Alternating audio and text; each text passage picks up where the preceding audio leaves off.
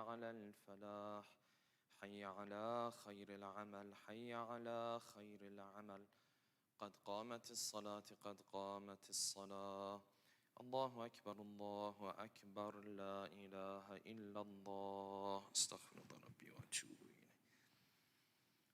صلاة العشاء. الله أكبر. بسم الله الرحمن الرحيم الحمد لله رب العالمين الرحمن الرحيم مالك يوم الدين إياك نعبد وإياك نستعين اهدنا الصراط المستقيم صراط الذين أنعمت عليهم غير المغضوب عليهم ولا الضالين. بسم الله الرحمن الرحيم قل هو الله أحد الله الصمد لم يلد ولم يولد ولم يكن له كفوا أحد الله أكبر. سبحان ربي العظيم وبحمده سمع الله لمن حمده الله أكبر. سبحان ربي الأعلى وبحمده الله أكبر الله أكبر.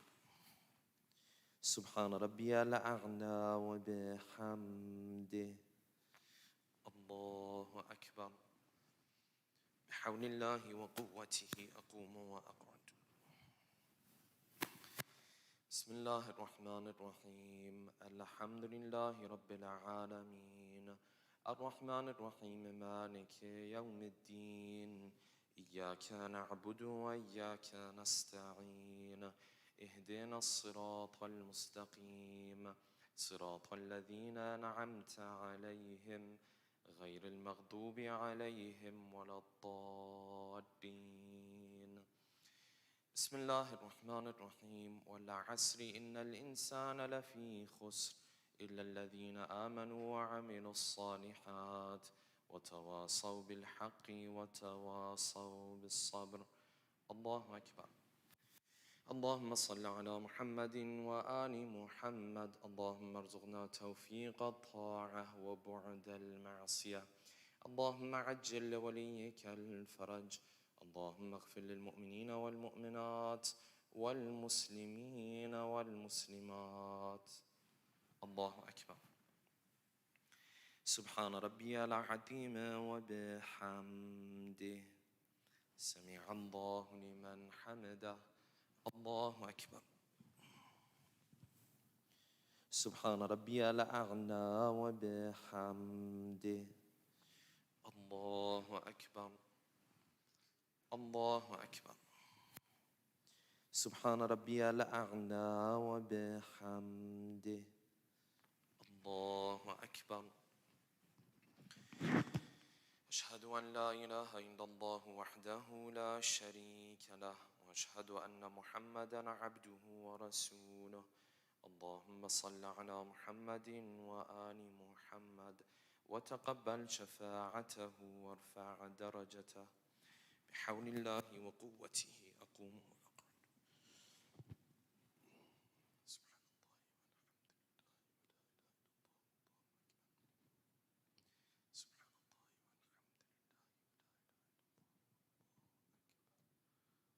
الله أكبر.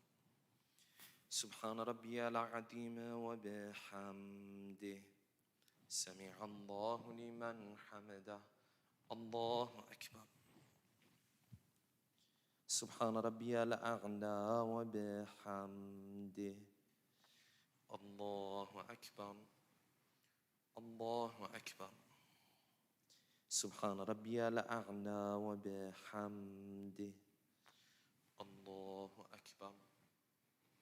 بحول الله وقوته أقوم وأقعد. سبحان الله والحمد لله ولا إله إلا الله والله أكبر. سبحان الله والحمد لله ولا إله إلا الله الله أكبر. سبحان ربي العظيم وبحمده سمع الله لمن حمده الله أكبر. سبحان ربي الأعلى وبحمده. الله أكبر. الله أكبر. سبحان ربي الأعلى وبحمده. يا لطيف ارحم عبدك الضعيف. الله أكبر. بسم الله وبالله الحمد لله. أشهد أن لا إله إلا الله وحده لا شريك له، وأشهد أن محمدًا عبده ورسوله. اللهم صل على محمد وآل محمد. السلام عليك أيها النبي ورحمة الله وبركاته. السلام علينا وعلى عباد الله الصالحين. السلام عليكم ورحمة الله وبركاته. الله أكبر. الله أكبر. الله أكبر.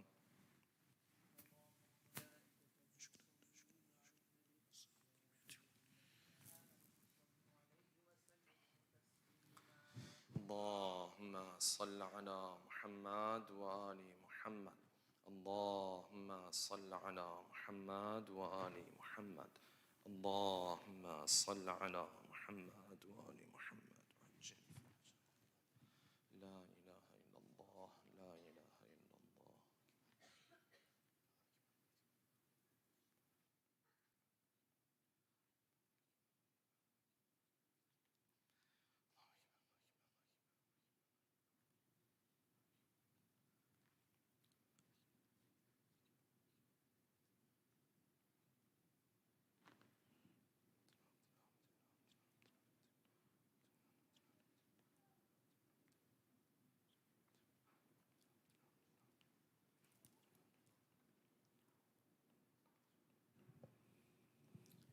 بسم الله الرحمن الرحيم. يا من أرجوه لكل خير وآمن سخطه عند كل شر. يا من يعطي الكثير بالقليل. يا من يعطي من سأله. يا من يعطي من لم يسأله ومن لم يعرف. تحننا منه ورحمة أعطني بمسألتي إياك جميع خير الدنيا وجميع خير الآخرة، واصرف عني بمسألتي إياك جميع شر الدنيا وشر الآخرة، فإنه غير منقوص ما أعطيت. وزدني من فضلك يا كريم يا ذا الجلال والإكرام، يا ذا النعماء والجود، يا ذا المن والطول. حرم شيبتي على النار. صلوات.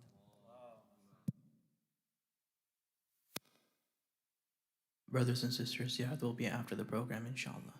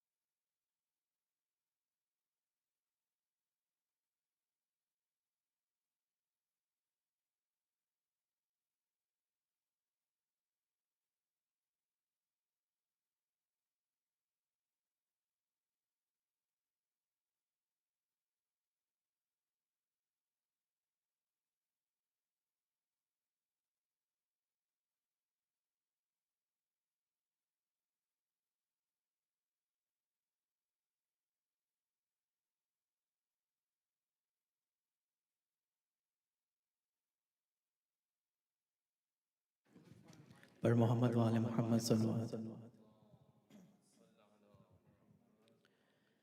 At this time, I'd like to request Brother Faisal for recitation of Holy Quran to start the program with Allah Salat ala Muhammad wa ali Muhammad.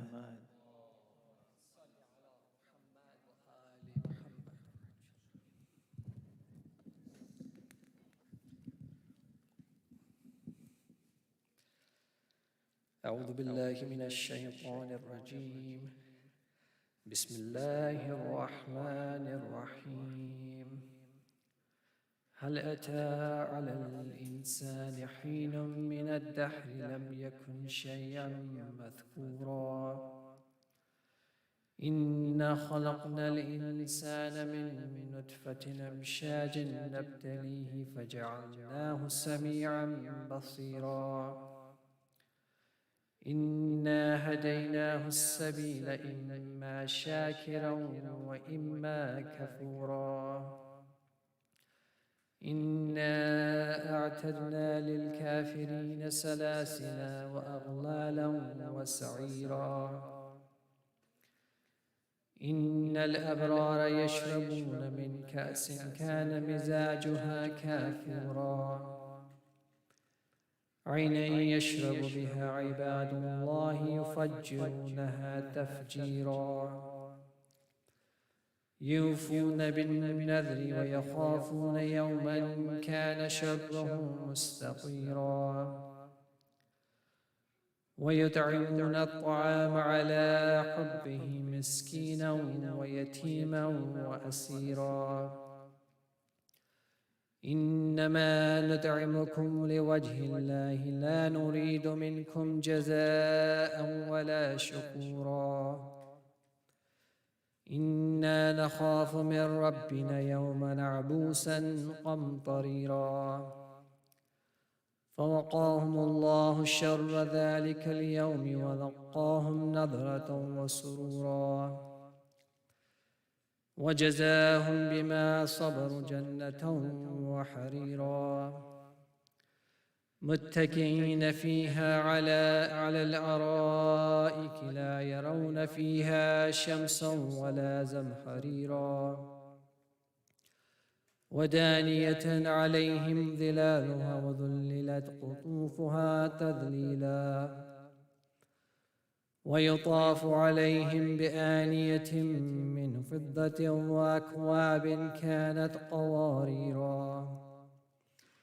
قوارير من فضة قدروها تقديرا ويسقون فيها كأسا كان مزاجها زنجبيلا عينا فيها تسمى سلسبيلا ويطوف عليهم ولدان مخلدون إذا رأيتهم حسبتم لؤلؤا منثورا وإذا رأيت ثم رأيت نعيما وملكا كبيرا عليهم ثياب سندس خضر واستبرق وحلوا أساور من فضة وسقاهم ربهم شرابا طهورا إن هذا كان لكم جزاء وكان سعيكم مشكورا إنا نحن نزلنا عليك القرآن تنزيلا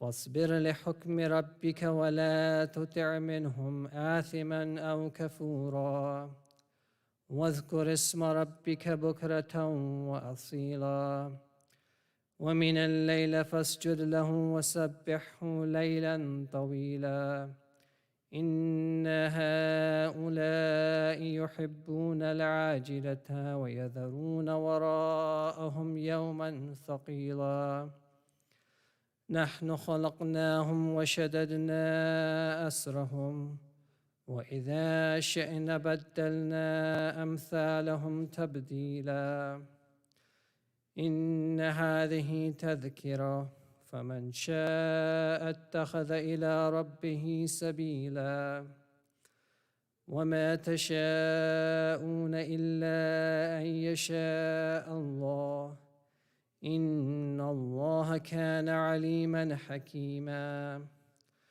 يدخل من يشاء في رحمته والظالمين أعد لهم عذابا أليما.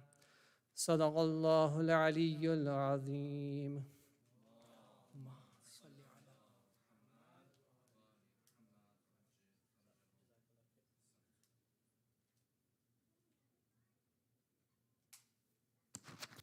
Jazakallah khair, Brother Faisal. At this time, I'd like to request Brother Hassan Abbas Kanani for recitation of poetry with Allah Salawat ala Muhammad wa Ali Muhammad.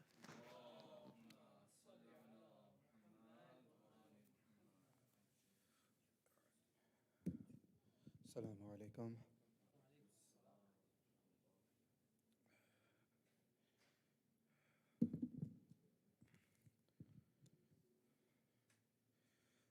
Congratulations to us all on this Eid al-Mab'ath, and above all to the Imam of our time. Muhammad wa ala Muhammad salawat.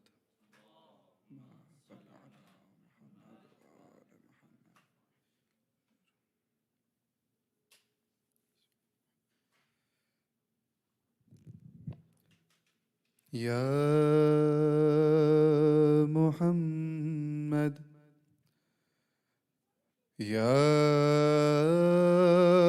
Muhammad, ऐसी इज़्ज़त आपने पाई कि बस या मुहम्मद की शबे असरा खुदा ने वो पजीराए कि बस या मुहम्मद एक पल में मुस्तफा को ऐश पे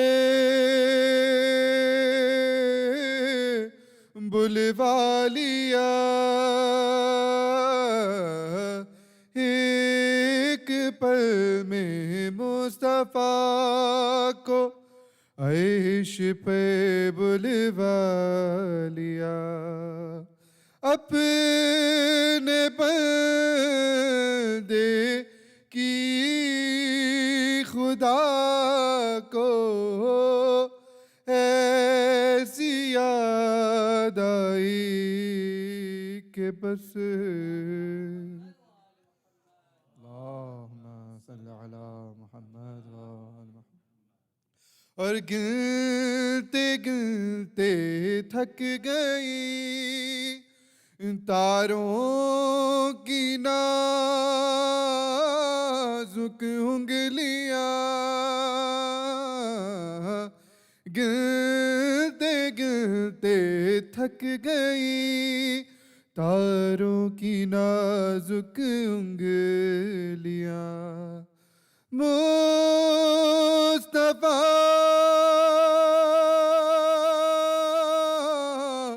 मुस्तफा मुर्तज़ा के हैं ज़मीं पे इतने शैदाई के बस या मुहम्मद। और मैंने जलती धूप में जब छेड़ दी नाते रसूल, मैंने जलती धूप में जब छेड़ दी नाते रसूल। रहमतों की है तरफ ऐसी घटा छाई कि बस या मोहम्मद और देख अभी वक्त है दामन नबी का थाम ले देख अभी वक्त है दामन नबी का थाम ले वरना कल महशर में होगी ऐसी रुसवाई के बस या मोहम्मद उन फरिश्तों ने अभी पूछा ही क्या था सरोश उन फरिश्तों ने अभी पूछा ही क्या था सरोश दफेद मेरे सिरहाने से सदाई के बस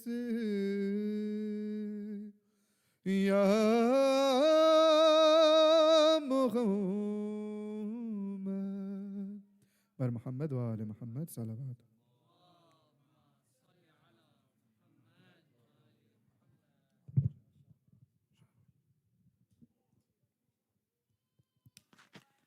Jazakallah khair, Brother Hassan Abbas Kanani. Another loud salawat for him, please.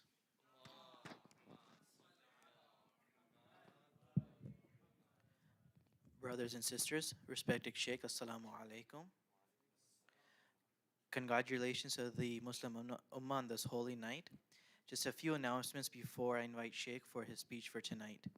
Please note that there will be no Dua Komel or Mizan class tomorrow for Thursday. This upcoming Friday, there will be Jummah Salat. Adhan will be at 12:42 and Khutbah by Shaykh Mehdi Rastani. This Friday evening at 7 p.m., there will be a Seekers Club for brothers and sisters from the ages of 17 to 40 at the Dallas Youth Group Lounge at 2640 Old Denton Road. This upcoming Sunday, there will be a Super Bowl watch party for brothers ages 11 to 15, also at the DYG Lounge, starting at 5:30 p.m. This upcoming Monday, Tuesday, and Wednesday, February 12th, 13th, and 14th, City of Knowledge will have a special 3-night Jashan with guest scholar Sheikh Kazim Khoja. Please look for more details on the WhatsApp announcements.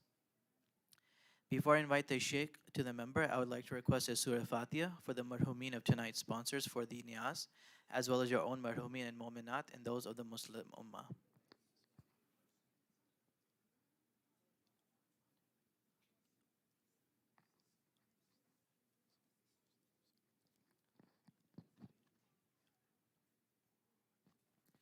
At this time, I'd like to request the Sheikh to ascend the member for his speech for tonight and request the brothers and sisters to move as close to the member as possible with the loud salawat ala Muhammad wa ali Muhammad.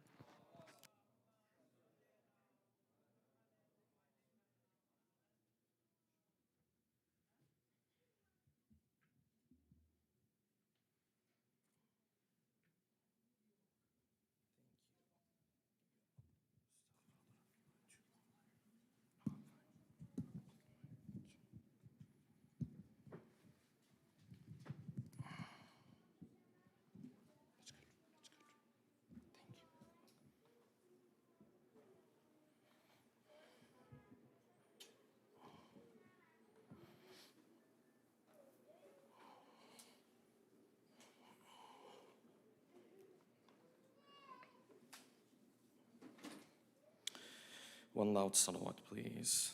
Allahumma salli ala Muhammad wa ali Muhammad wa ajil farajah.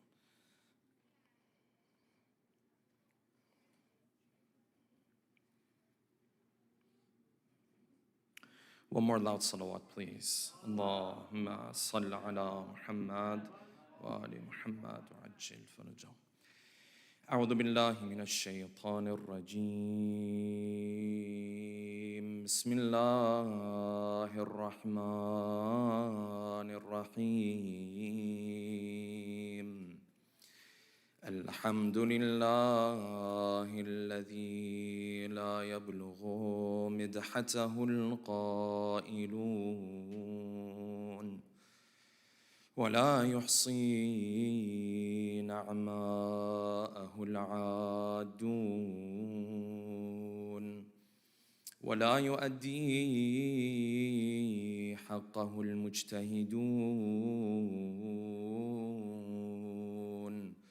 الذي لا يدركه بعد الهمم ولا يناله غوص الفطن الذي ليس لصفته حد محدود ولا نعت موجود ولا وقت معدود ولا أجل ممدود أما بعد فقد قال الله الحكيم في محكم كتابه الكريم أعوذ بالله من الشيطان الرجيم بسم الله الرحمن الرحيم ألف لام ميم ذلك الكتاب لا ريب فيه هدى للمتقين الذين يؤمنون بالغيب ويقيمون الصلاة ومما رزقناهم ينفقون صدق الله العلي العظيم صلوات اللهم صل على محمد وعلى محمد. For the love of our beloved Prophet and his beloved progeny, a second loud salawat. Allahumma salli ala Muhammad wa ala Muhammad wa ajil farajah. For the hastening in the return of our beloved 12th Imam, a third final loud salawat. Allahumma salli ala Muhammad wa ala Muhammad wa ajil farajah. The topic that we'll be discussing tonight, inshallah, is the topic of celebrating non-religious and non-Islamic holidays, but even in a greater context, engaging with non-Islamic culture. As we go through the different months and the different days of the year, the reality is all of us at one point or another become part of a very important discussion. As you go through the months, the different holidays start to pop up one after another. Sometimes it's Halloween, sometimes it's Christmas, sometimes it's Thanksgiving, and the many other holidays that we find within our calendars. And usually when these holidays come around, you will find a very fierce debate, a constant back and forth between different sects of the Muslim Ummah and different groups within the Muslim Ummah as it relates to whether these non-religious holidays and this non-Islamic culture as a whole is to be celebrated or not. Then you will find, especially online and on social media platforms, this discussion gets extremely detailed. So this person will attack another person and say, the fact that you are celebrating Christmas in any shape or form is haram. You don't have permission to do this. The other one will turn around and say, we only put up a Christmas tree. We didn't celebrate Christmas the way everyone else is celebrating. Another person will come and say, yes, but that tree, usually on the top of it, there's a cross. So this makes it haram now. And the back and forth continues, and quite often, this debate and this discussion turns extremely chaotic and extremely heated.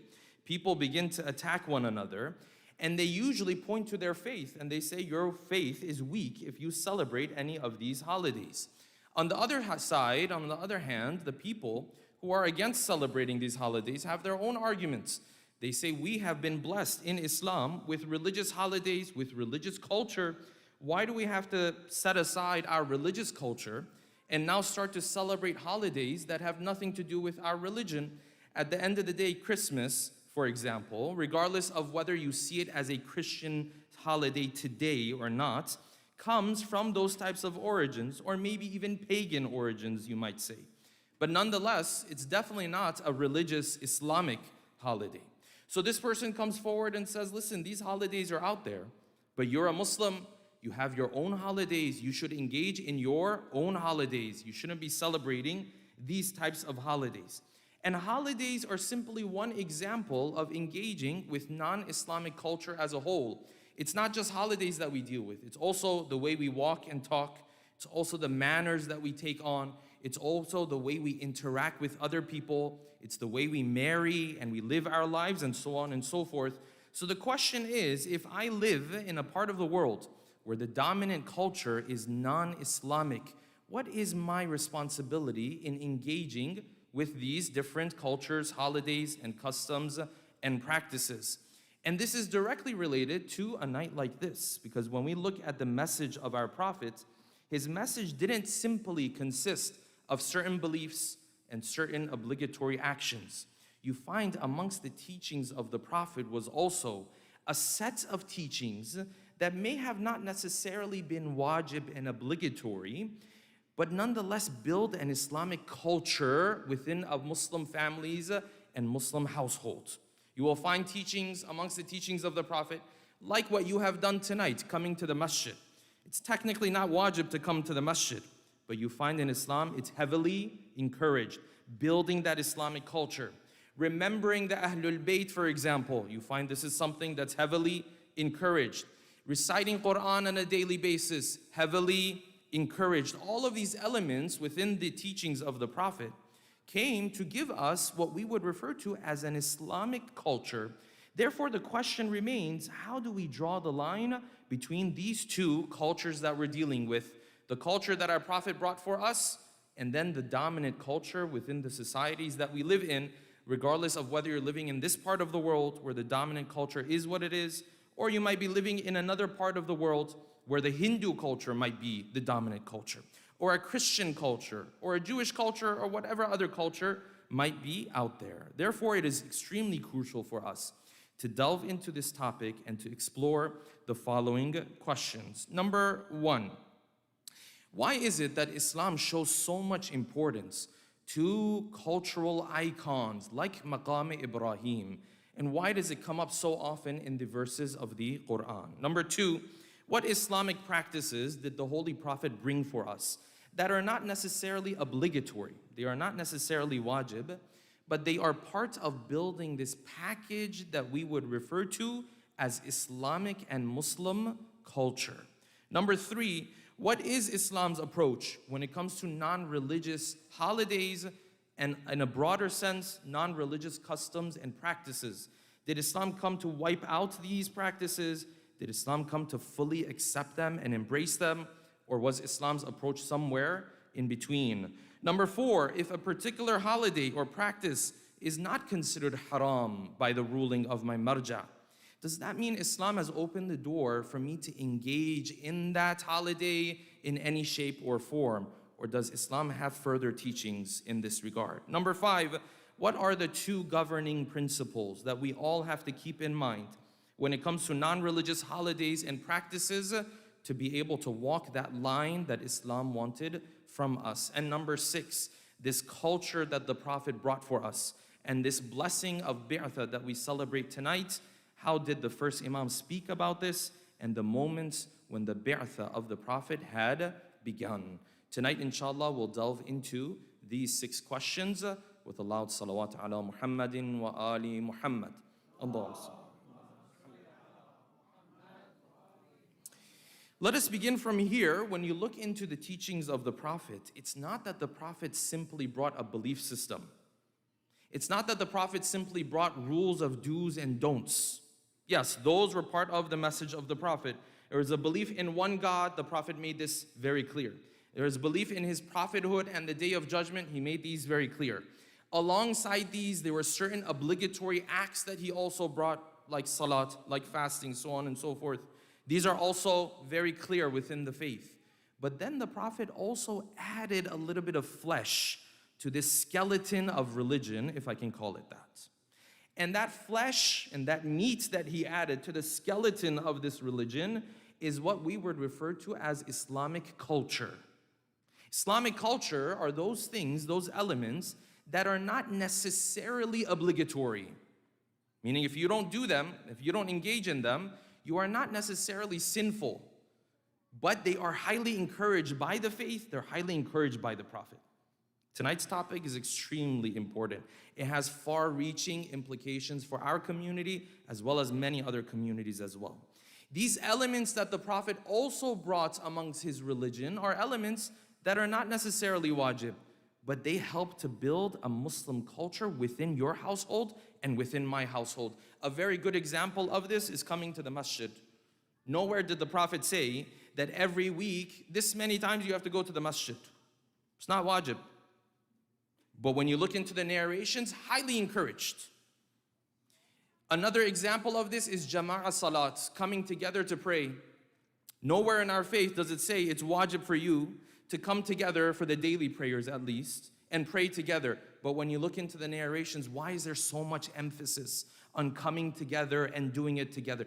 These are elements that build Islamic culture. And this is why when we look in the seerah of the Prophet, we find certain things the Prophet did and emphasized that at the first glance may not fully make sense to us.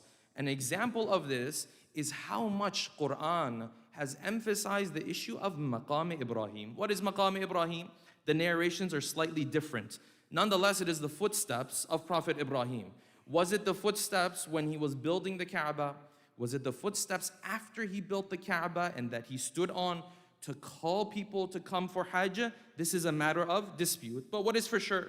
The footsteps of Ibrahim alayhi salam. Okay, we have a stone. This stone has the footsteps of a prophet in it. What's the big deal? Why does Quran keep talking about Maqam Ibrahim? Why does the Quran say, وَاتَّخِذُوا مِن مَقَامِ إِبْرَاهِيمَ مُصَلَّى?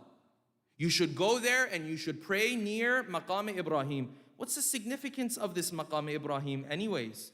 The significance of Maqam Ibrahim is that it's a cultural icon. It builds Islamic culture. Why is it during his Hajj, the Prophet came and he made sure to do istilamul hajar, to touch al-hajar al-aswad, the black rock? Why? Because that rock represents certain concepts. It represents a certain culture. It helps you build that culture. Why is it the Prophet at one point destroyed the idols in the Kaaba? Shouldn't it be enough for him to just say, don't worship these idols, that's enough? But he said, no, we have to remove these cultural icons. These have influences on us. These were all efforts of the Prophet of preserving and maintaining that Islamic culture that a Muslim is supposed to be brought up in. Add to that the Jama'ah Salat that the Prophet has emphasized so much. Add to that the adhkar that we are told to say in the morning, at night, when you're going to go to sleep, when you're going to start your prayer, after your prayer. So many adhkar that you can't even count them. Why so much emphasis? Because they build a culture for you. It's not just a matter of wajib and haram. It's a matter of what? Building that Islamic culture. Why did the Prophet speak of dua and supplication so much? Is dua wajib? Dua is not wajib. But the Prophet said dua should be part of your lifestyle. Every day and night. You left the house, do this dua. You're coming back, do this dua. After your salat, do this dua. You want to eat, perform this dua. You woke up in the morning, perform this dua. This is the Prophet surrounding us with a Muslim culture. Okay, these are the elements that the Prophet brought forth for us. But the reality is, we live in non-Muslim areas and non-Muslim lands. The dominant culture is not a religious culture, let alone an Islamic culture. So then the question becomes, to what extent am I supposed to engage with non-Islamic culture? Part of that culture are the holidays. Holidays is just one example. There's many others. The way I marry, the way I walk and talk, the way I dress, the way I have my manners, these are all part of Islamic or non-Islamic culture, depending on how I'm going to approach it. So what is my approach supposed to be? This is where almost all of our communities pose the following question. They say, if this holiday that I want to engage in, let me ask my marja, see if he says it's halal to engage in this holiday or not. Yes? Simple, straightforward. So I'm going to type up a question, sistani.org. Ayatollah Sistani. I want to engage in this holiday. I want to celebrate this holiday. Halal or haram? And typically you will find the answer that comes back to you will be something like the following. It is halal as long as there's not other sins that take part in these celebrations. So a very simple approach, and of course the marja who's answering this question has to answer it that way because he's in charge of fiqh. But the important point to keep in mind is the following. Because our discussion on this topic goes beyond just halal and haram. It's a little bit more nuanced if you think about it. Why is that? Because yes, many of these holidays, if someone engages in them, they may not necessarily be haram straight up. But if I continue to engage in them, the household culture that I am building can become problematic. If not immediately right now, 10 years down the road. If not 10 years down the road, 15 years down the road. If not 15 years down the road, my next generation. These are things we have to think about. I'll give you an example. Write to Ayatollah Sistani, oh Ayatollah Sistani. Yes, what is he having? Goldfish you're having? Asad, what are you having? Goldfish. Okay, mashallah. Recite a salawat for him. Allahumma salli ala Muhammad. I can write to Ayatollah Sistani, I want to have a bag of goldfish. Today for lunch, I want to have a burger and fries. Is this halal or is this haram? What's the answer going to be? I'm just going to say, no, this is halal. It's no problem. You want to have a burger and fries. But now if I take that and I say, okay, today I'm going to have a burger and fries with a side of goldfish. Tomorrow I'm going to have the same thing. For the next 365 days, every day I'm going to have a burger with a side of fries. Over the next 10 years, this is going to be my diet. Then Ayatollah Sistani will tell you, no, let's pump the brakes a little bit here. Because yes, I may not be able to point to any of these individual burgers and say this is haram. But if you're going to continue like this, it's going to catch up with you. Over time, it will have an impact on you. For example, your health, that I can't approve of this. Building Islamic culture, or the opposite of it, building non-Islamic culture in my household is of this sort. It's not the type that a marja can pinpoint one element in particular and say, you celebrated this one holiday, haram. But if you change the question and say, I want to build a non-Islamic culture in my household, your marja will tell you, that's worrisome. You see the difference? Things that add up over time. You look from one generation to a next generation. I have to be very cautious about it. Yes, there are certain areas where your marja will actually tell you straight up, directly, unequivocally, that you engaging in this holiday is haram. For example, when that holiday belongs to other faiths. If someone were to celebrate Christmas the way a Christian celebrates Christmas, with a cross and going to the church, of course, absolutely, your marja will tell you this is definitely haram beyond the shadow of a doubt. I'm going to celebrate this holiday, for example, and when I celebrate this holiday, I'm going to engage in parties and so on and so forth, the way non-Muslims, his marja will definitely tell you what? Haram, because there are sins that are involved in this. So those are definitely done. But the other ones, I'm celebrating in just a general sense of the word. Yes, I'm in a festive mood, so on and so forth. Yes, your marja will not tell you this is haram. But does that mean I should engage in all of these holidays? And in general, non-Islamic culture as a whole, constantly, or should I be more thoughtful of what I'm doing? Islam will tell you, though each and every one of these may not be considered haram, but if this is the culture you're building in your household, you need to pump the brakes and you need to be very cautious. Because the more you build a non-Islamic culture in your household, the more your family, children, spouse begins to identify with that than identifying with the religion. So there are two principles then we have to keep in mind. Even if it's not straight up haram, doesn't mean I should just go out and engage in whichever way. There are two principles to keep in mind here. I want all of us to always remember these two principles. Loud salawat ala Muhammadin wa ali Muhammad. Allahumma salli ala Muhammad. The first of those principles is the following. This custom, practice, holiday, culture, whatever it is that you want to engage in, that doesn't have any Islamic side to it, it doesn't come from Islam. First, Islam will tell you, first you have to be thoughtful and selective. Just because I live here, everyone's celebrating, so I have to celebrate is not a logic that works in Islam. You have to be selective. Not all holidays or customs or practices are the same. If you were to rank them in terms of how close or far are they from the values that Islam preaches, they're not all at the same level. Mother's Day and Christmas are not the same thing. Yes? Mother's Day is a celebration or a holiday or whatever, a commemoration you want to call it, that might be a lot closer to Islamic values compared to your Christmas. Father's Day and Halloween are not the same thing. They're both holidays. But if you rank them, some of them are a lot closer to Islamic values than others. So it's not a blanket statement that, yes, go ahead, it's non-Islamic, but it's okay, you can engage in it. No. We have to pump the brakes a little bit. We have to be thoughtful. We have to be intentional. We have to be selective. I have to sit back and think, this culture, what values is it pushing? What is it promoting?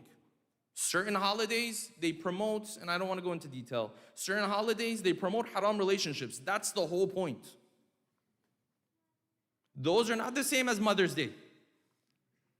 For someone to say either it's Islamic or it's non-Islamic, end of the discussion. It's not that simple. So number one is for me to think, is this sunnah salihah, or might even go against certain values that Islam preaches? And sometimes the way it contradicts Islam is subtle even, but I have to think about that. I have to ponder on that.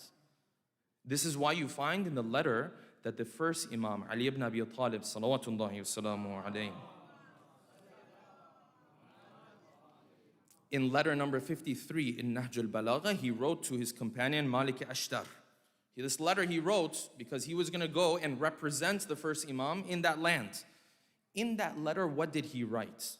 Near the beginning of the letter, he said this. He said, Malik, when you go to that new land that you're going to govern, fear Allah and know Allah is watching you, and a number of other commands, and then he came to this. He said, وَلَا تَنْقُذْ سُنَّةً صَالِحًا. If you live amongst them and you see within their culture, they have a very positive custom. Sunnah salihah. They have a custom that is positive. It aligns with our values. It carries religious benefits with it. He said, La tanqudh. Don't go out there and get rid of it. He said, because you know what will happen? If that custom is a good custom and you try to go and just wipe it out, the one who started that custom will be rewarded, and you will be held accountable for removing that good custom, that good practice. It's not as simple as either it's Islamic or it's non-Islamic. No, he said, go see. Maybe it's sunnah salihah. Maybe it's a good custom that they have. He said, if it's a good custom and those people have acted upon this custom, it's part of their culture, don't get rid of it. But you see, the Imam said, what? Sunnah salihah.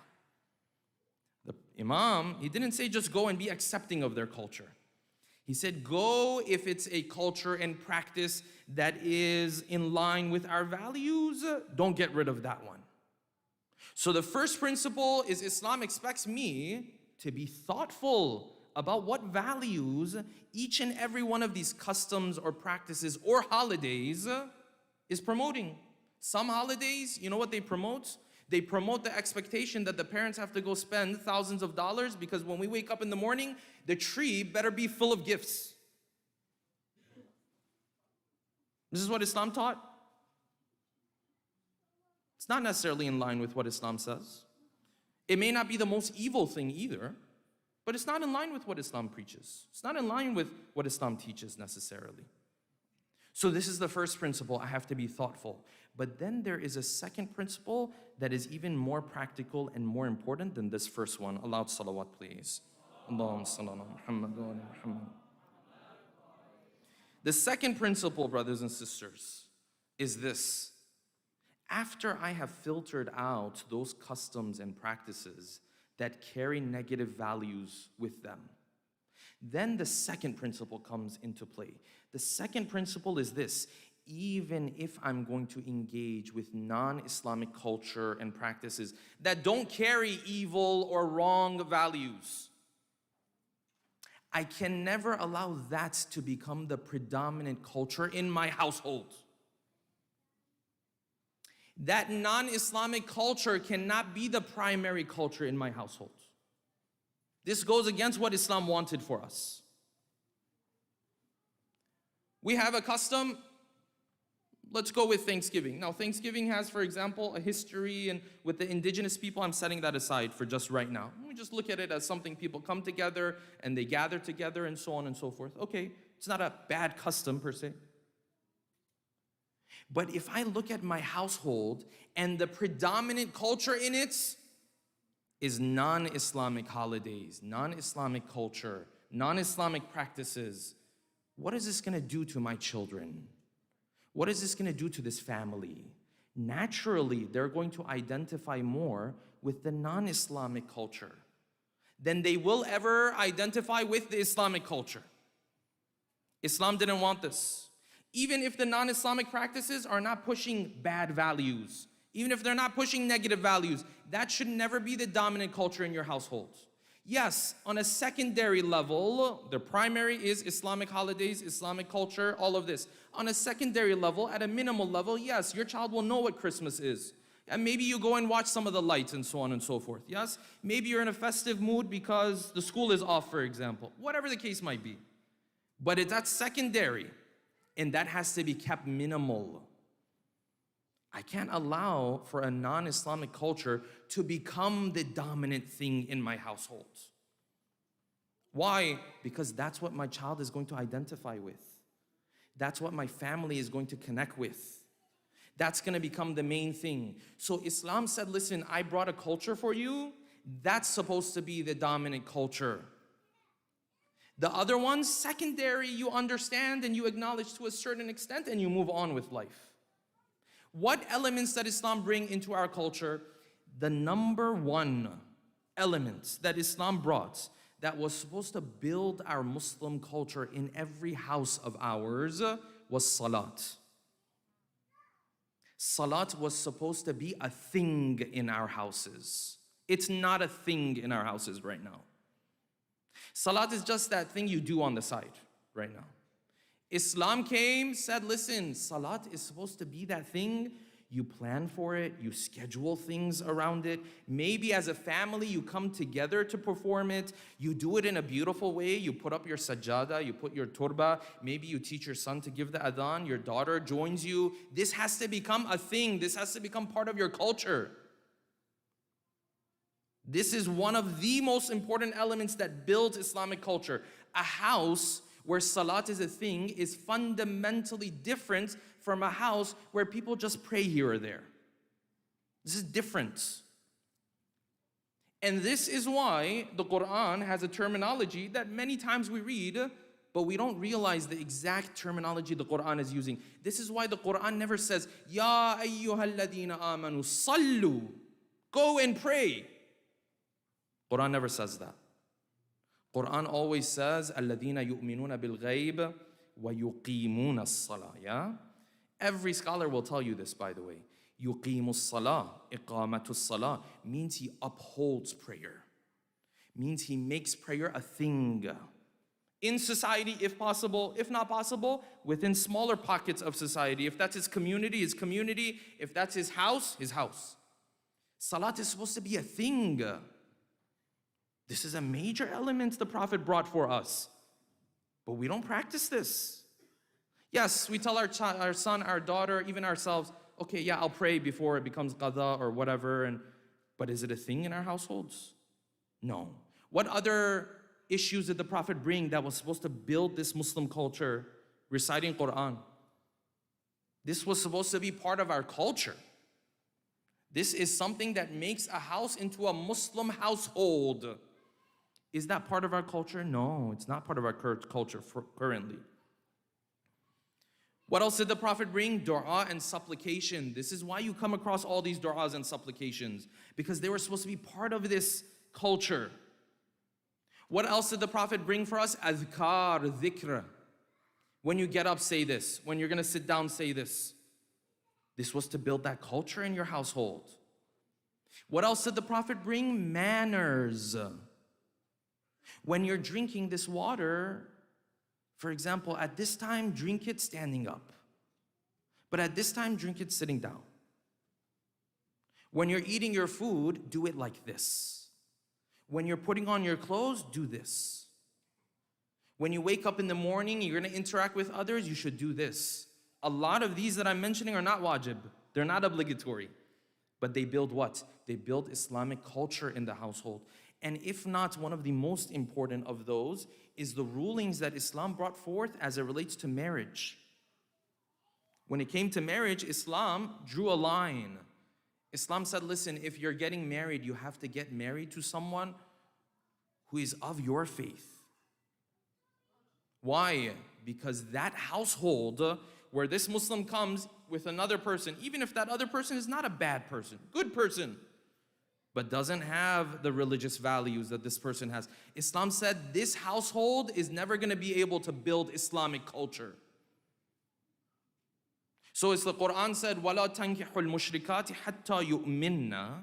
Do not marry the polytheist women until they have believed. وَلَا أَمَةٌ مُؤْمِنَةٌ خَيْرٌ مِّن مُشْرِكَةٍ وَلَوْ أَعْجَبَتْكُمْ. The Quran said, you know what? It's better for you to marry someone from a lower class of society, but they're Muslim, they believe in your faith, versus someone who doesn't believe in your faith, but they seem very impressive. They might be more beautiful, they might be more handsome, they might be more charming. The Quran said, listen, you're gonna regret this. And one of those elements that shows we have not built Islamic culture in our households is how frequent this has become in our communities. And the reality is, as our generations continue, if we don't build Islamic culture in our households, this is only going to increase. This is gonna increase. Quran said, you have to build that culture in your household. When you marry someone like this, how are you gonna build that culture? There's no culture here.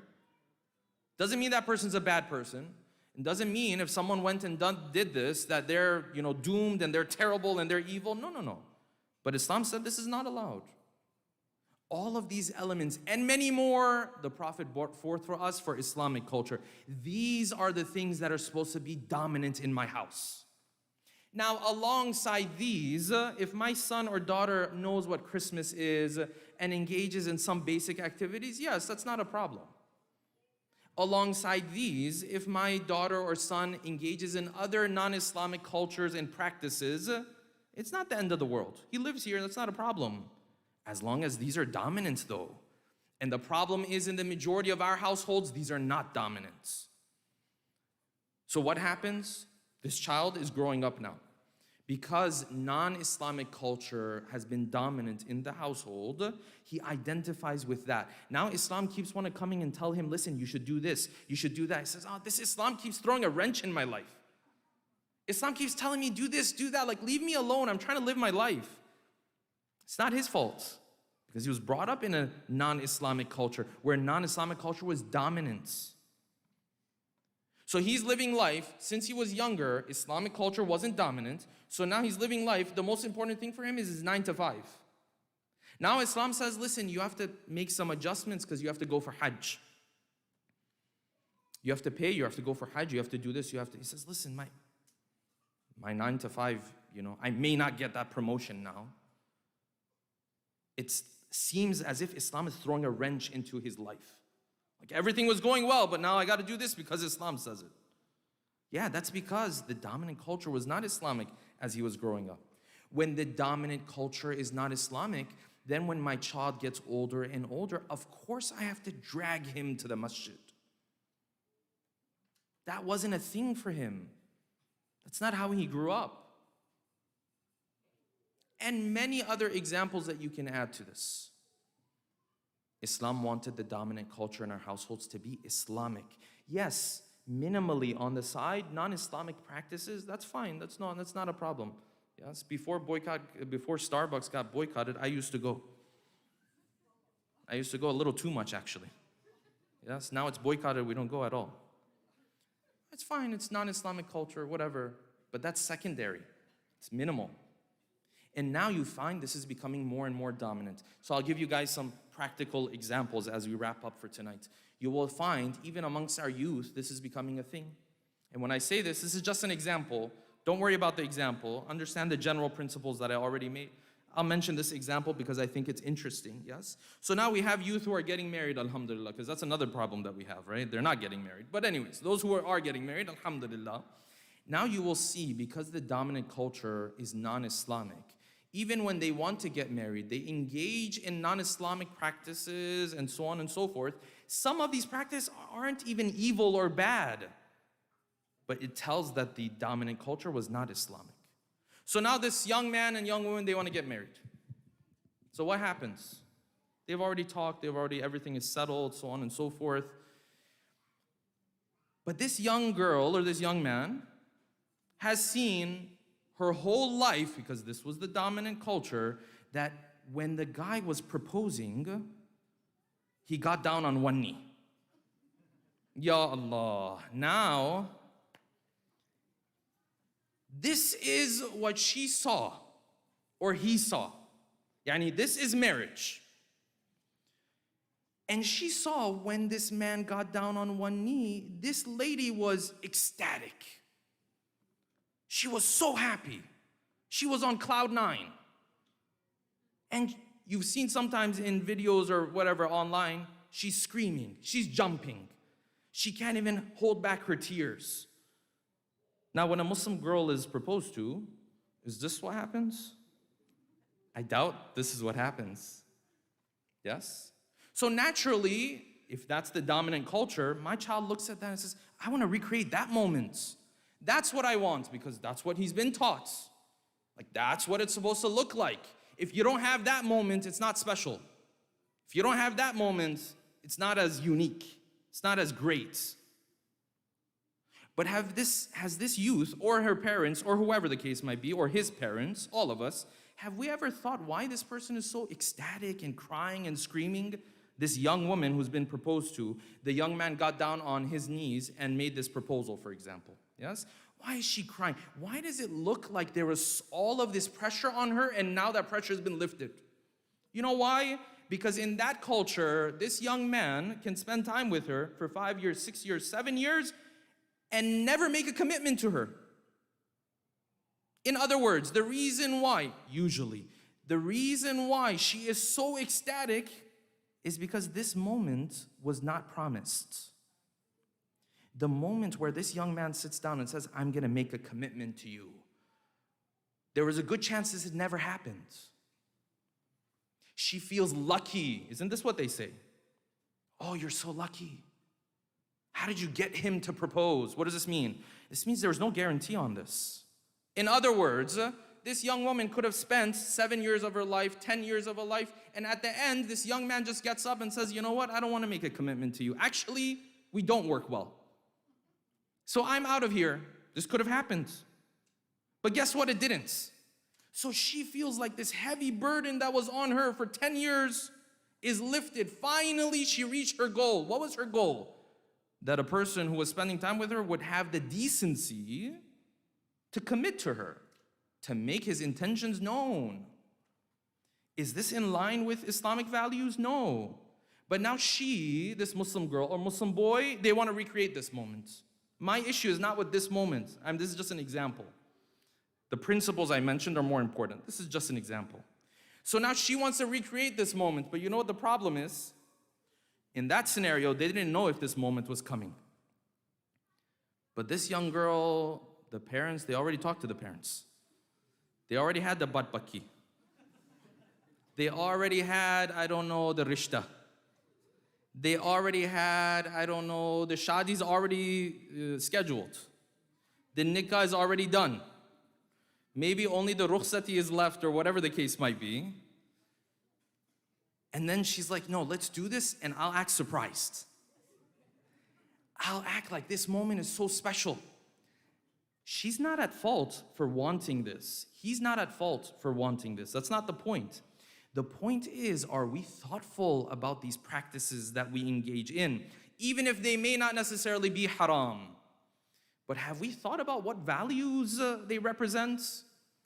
She's jumping up and down because she didn't know if this guy would ever commit to her. You don't want to have that moment. You want to have a moment where this young man comes forward, he commits to you from the beginning. I don't want to waste my time. What kind of Muslim family is okay with someone coming and wasting their child's time, the best years of their life? No, make your intentions known. You're more precious than that. You're more valuable than that. But this is the dominant culture, so unless we have that moment, it doesn't count. This is our blind way of engaging with the culture here. I have to be thoughtful. And even when it comes to those practices that don't carry negative values with them, I can never allow that to be dominant in my household. Islamic culture has to be dominant in my household. That is what the Prophet wanted. If he didn't want this, why did he bring all of these elements that you're supposed to do on a daily basis in this household? And this blessing that we have, that is Islam, imagine what our lives would have looked like if there was no night like a night like this. Imagine if the bi'athah of the Prophet had not happened. We would have been lost in life. We would have been still lost in the darkness of life. And this is why the first Imam, Ali ibn Abi Talib, salawatullahi wa salamu alayhi, this is why the first Imam says, and he speaks of those days and months before the Prophet became a prophet in the official sense of the word, and before the message was sent down to him. He said, وَلَقَدْ كَانَ يُجَاوِرُ فِي كُلِّ سَنَةٍ بِحِرَاءٍ. He used to isolate himself from people, go up to the cave of Hira. أَرَاهُ وَلَا يَرَاهُ غَيْرِي. I would see him, I was with him. No one else was with him. It's just me and him. And then the first Imam speaks of that Muslim household, that Islamic culture that was in the first Muslim household ever. And he says, at that time, there was no Muslims. It was just me and the Prophet and Khadija. This one household was the only household that had Islamic culture. Let me ask you something. This household that had Islamic culture, what's the first thing that shows their Islamic culture in history? The first thing that's narrated from them, they were praying together. Salat was a thing for them.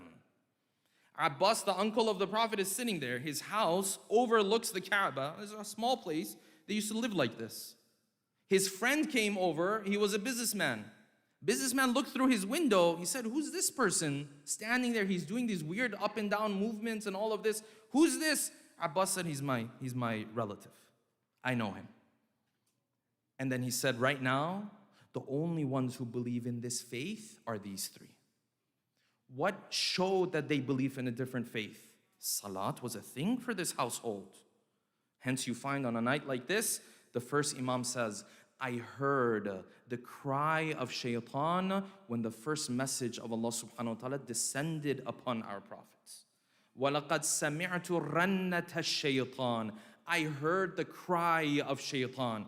And I turned to the Prophet. I said, Ya Rasulullah, what would this cry that I heard? He said, this is the cry of shaitan. قَدْ أَيَسَ. He has lost hope. He has become ma'yus from ever being worshipped the way he used to be worshipped. This is the blessing that our Holy Prophet brought for us. We ask Allah subhanahu wa ta'ala that He helps us to implement this Islamic culture in our households, inshallah. We ask Allah subhanahu wa ta'ala that all of those who have hajat, all of those who has different things that they've asked Allah subhanahu wa ta'ala for, all of those who are in difficulty and pain, that Allah subhanahu wa ta'ala grants them their hajat, inshallah. We ask Allah subhanahu wa ta'ala that all of those who are sick, all of those who are dealing with illness, that Allah subhanahu wa ta'ala grants them health and afiyah, inshallah. We ask Allah subhanahu wa ta'ala that all of our households and generations and families become those families that represent the faith the way it would make the Prophet and Allah subhanahu wa ta'ala proud, inshallah. And last but not least, we ask Allah subhanahu wa ta'ala to hasten the return of our beloved 12th Imam, bin Nabi wa alih, rahimallahu man qara'a surat al-Fatiha, ma'a as-salawati ala Muhammadin wa ali Muhammad. Allahumma salli ala Muhammad wa ali Muhammad.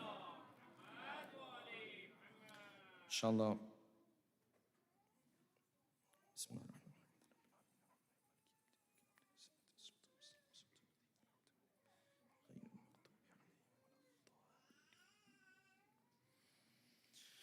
Inshallah, we will have the short dua that was sent out on the WhatsApp group. There's a short dua that is recommended to be recited tonight. A part of it is to be recited during sajda. That one will leave, inshallah, for yourselves. It's to be recited 100 times in the sajda. But the first 3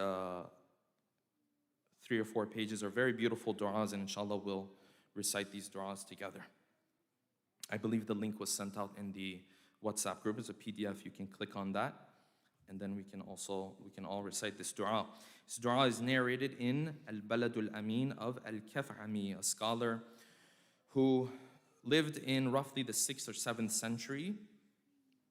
And it starts out with Allahumma inni as'aluka بالتجلي الأعظم اللهم صل على محمد وآل محمد بسم الله الرحمن الرحيم اللهم إني أسألك بالتجلي الأعظم في هذه الليلة من الشهر المعظم والمرسل المكرم أن تصلي على محمد وآله وأن تغفر لنا ما أنت به منا أعلم يا من يعلم ولا نعلم اللهم بارك لنا في ليلتنا هذه التي بشرف الرسالة فضلتها وبكرامتك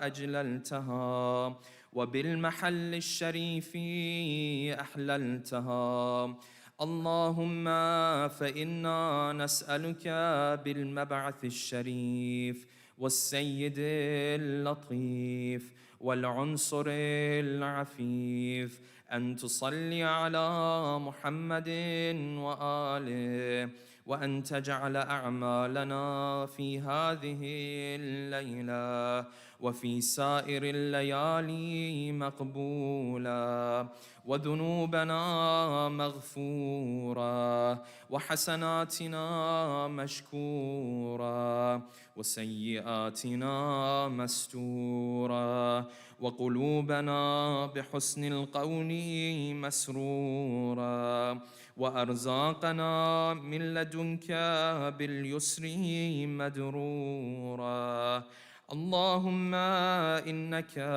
ترى ولا ترى وأنت به المنظر الأعلى وأن إليك الرجعى والمنتهى وأن لك الممات والمحيا وإن لك الآخرة والأولى اللهم إنا نعوذ بك أن نذل ونخزى وأن نأتي ما عنه تنهى اللهم إنا نسألك الجنة برحمتك ونستعيذ بك من النار فأعذنا منها بقدرتك ونسألك من الحور العين فارزقنا بعزتك واجعل أوسع أرزاقنا عند كبر سننا وأحسن أعمالنا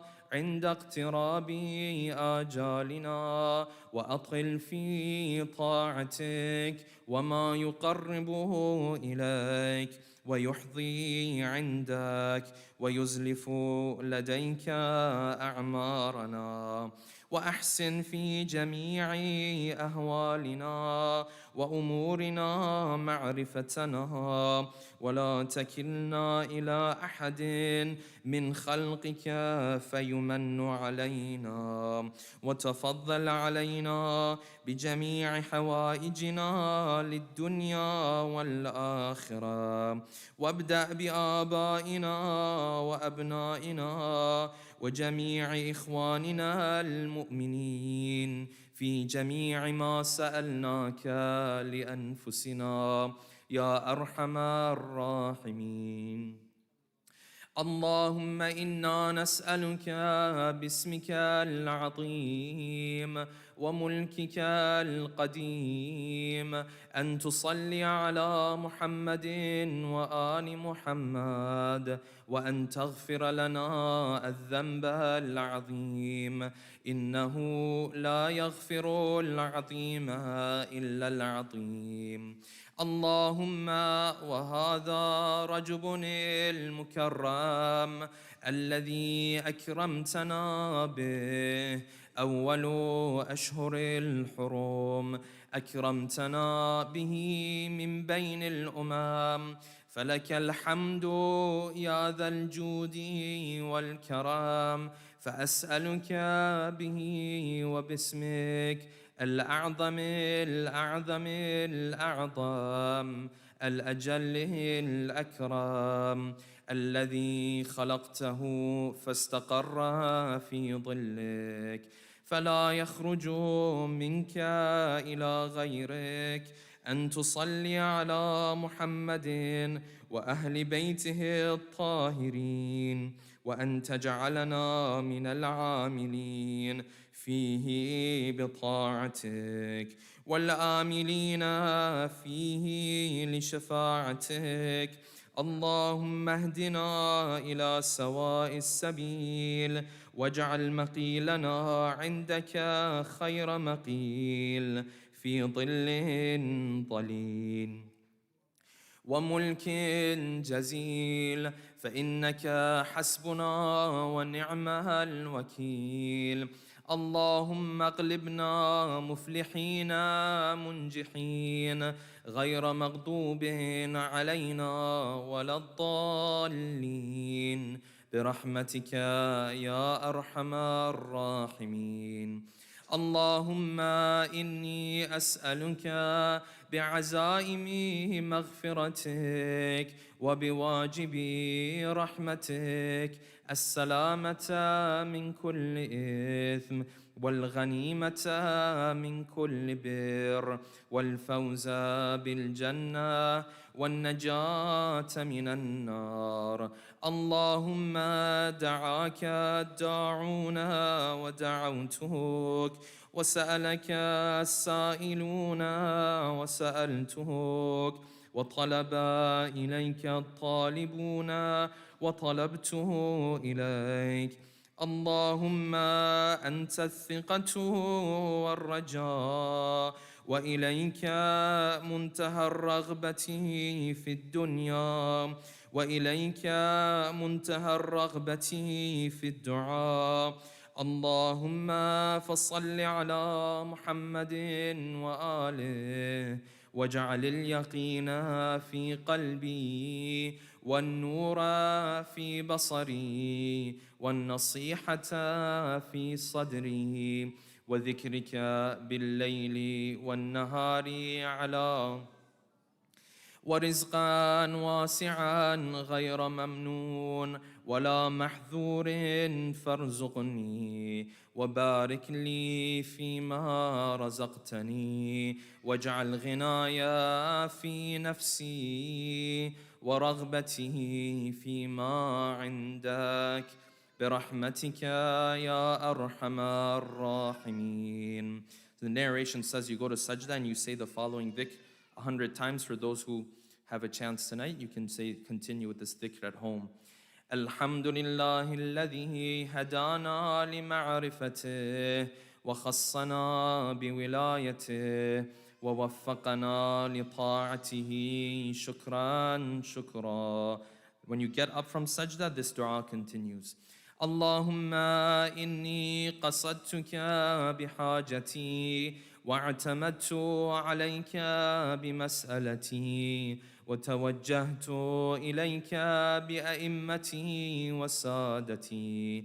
اللهم انفعنا بحبهم وأوردنا موردهم وارزقنا مرافقتهم وأدخلنا الجنة في زمرتهم برحمتك يا أرحم الراحمين. اللهم صل زيارة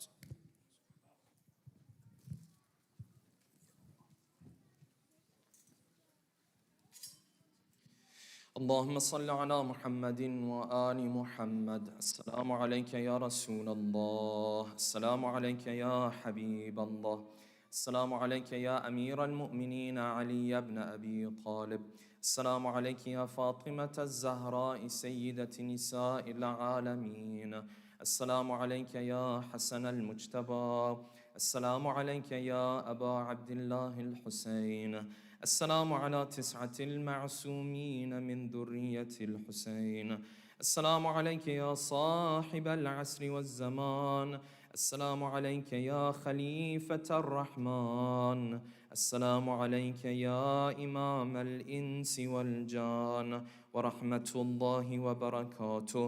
السلام عليكم يا أهل بيت النبوة جميعا ورحمة الله وبركاته.